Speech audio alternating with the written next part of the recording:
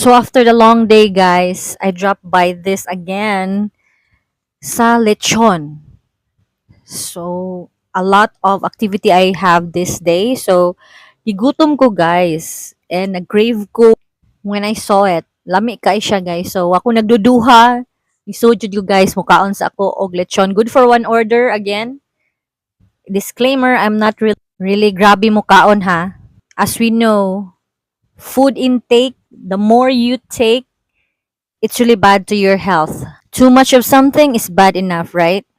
So one order is enough for me. So daghan-daghan gay siya pero ako lang gihurot kay sayang man pod akong gipalit.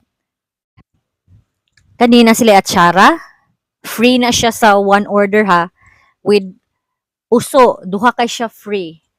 And this is a set with lechon. I'm not sure if how grams it is. Basta enough na siya for one person. If dili kay grabe mo kaon ha. Mga unatag, lechon, lechon. Ay, kalami. Kalami. Spicy ni siya, guys. Pero nangay pag akong sili.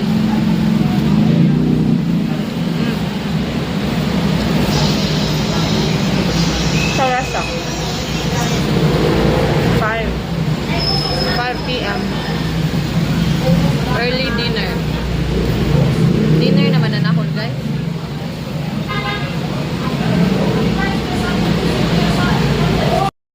So ni padayon kog kaon ani nga time. Pero ilahang nice ka siya, guys, kasi ganahan ka magkinamot using this plastic of kanang ilang for free. Okay ra. Pwede sa siya plastic nga spoon and fork they have also.